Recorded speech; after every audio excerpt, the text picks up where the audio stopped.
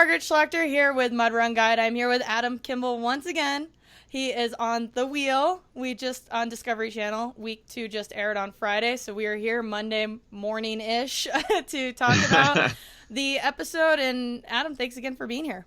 Great to be here, Margaret. I appreciate it. I was really looking forward to this call. I think it's fun to kind of debrief after each episode, so I'm excited. And as we talked about last week, you and your other castmates you decided not to talk about what everybody's experiences were. So in a lot of ways, you're experiencing everybody else's experience for the first time, just like we as the audience are. So right. Yeah, it's really fun that way. And actually, I like it a lot, too, because I've had several friends that they have theories about how far I make it, how far the other contestants make it. And so it's fun because the only one that I know what happens to is me, obviously. So it's interesting to hear their theories on other people because it's as much a surprise to me as it is to them.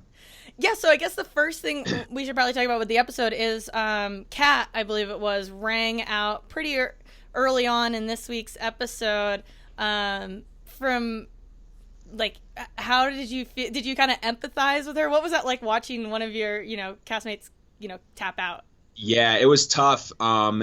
For everybody that watched the episode or those that didn't, after we make the transfer to the next zone, I go to the island, which is where Kat was when she tapped out. And it's funny because when you think of an island, at least me, a lot of times I think of a nice beach and, sun and, soaking up the waves, that kind of thing. But this island, actually the locals refer to the island as the island of hope and despair.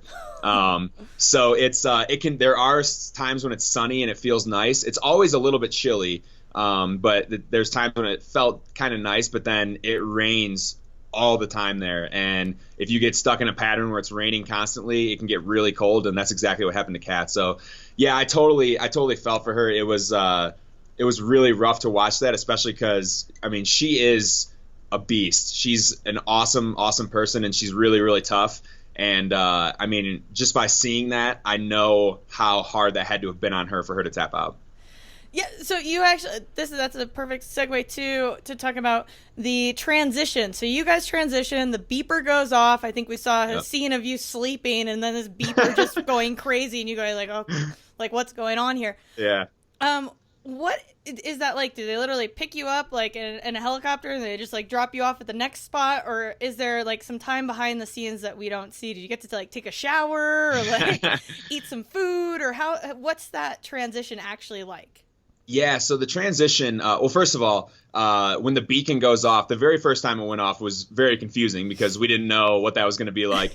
And actually, Sean, one of the other contestants, he told me that he continued sleeping after he heard it because he thought it was an animal making a noise. So that's kind of funny. But anyway, during the transition, after we get extracted from one zone, it's not a reset. It's really just the only thing it's a reset on is mentally. You get a little bit of time to not have to worry about finding food or preparing your shelter or making fire, whatever it is. Because what happens is when I left the tundra, I had a pretty long hike actually out of there. Then I was picked up in a Jeep, and in that Jeep, then I drove to the next zone, which was it started the process of driving to the next zone. There was some transportation to get there. I ended up it was a Jeep to a plane to a boat to eventually to the island, all on the same day. And we're not allowed to shower. They gave us water but no food.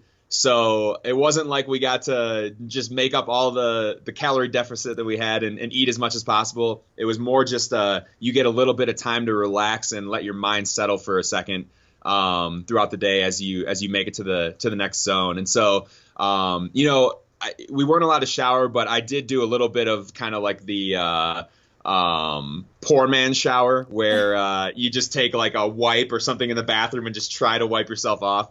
So that's as much as I could get in terms of cleanliness. Do you get, I guess, as well because when you're out by yourself, there's a camera guy, but they're not having like conversations with you. You're pretty much talking to the trees or nothing.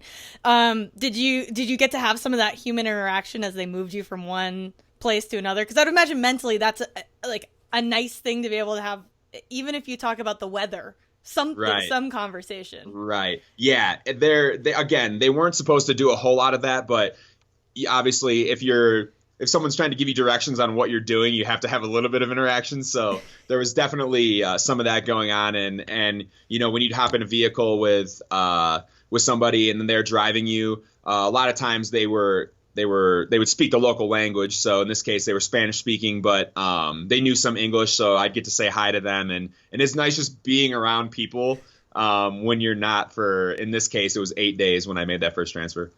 Yeah, so I mean, I just think it's fascinating, all the different parts of it, because you always wonder, like, oh, did they just get to, like, go to a nice hotel and, like, eat a bunch of ice cream and try to replenish all those calories? But no, I mean, that sounds like an sort of the adventure to get from one place to another was just as epic as trying to survive on your own.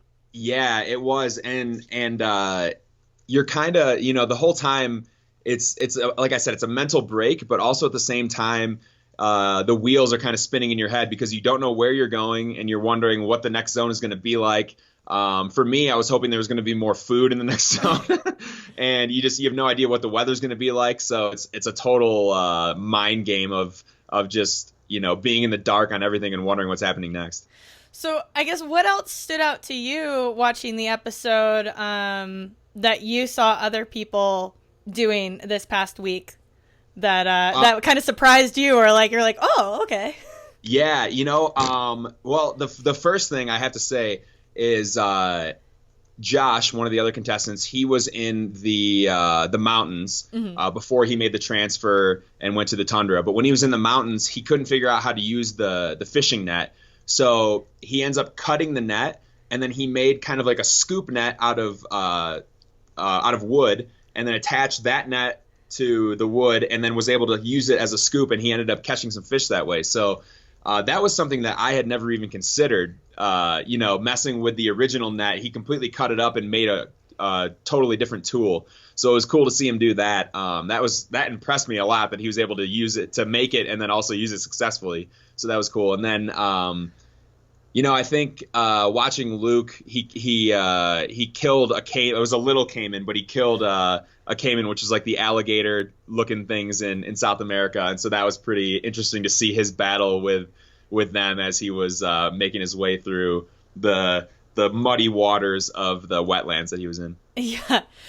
So I guess, and I like to ask this. We asked it last week too. What is one thing that maybe we didn't see when you got to the island that it was interesting, or you kind of wish people had gotten to see?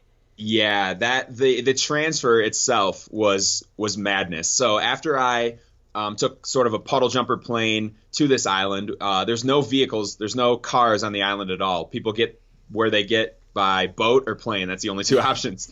So I get on the boat, and then we kind of go around this one section of land to get around to the island that I was going to, and it was really, really windy that night, so the waves were crazy, and we're on basically a little rowboat, and the water is crashing over the rowboat. I'm getting really, really wet, and I'm in a zone that I know is cold. I'm getting wet, so I'm worried about getting hypothermia, right?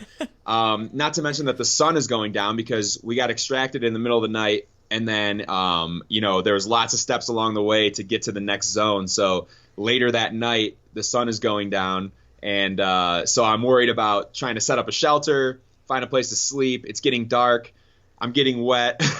And then they drop me off on these rocks on front of the island, and the rocks are covered in moss. So I had to bear crawl over the rocks. I couldn't just I couldn't stand up and take steps because it was too slippery.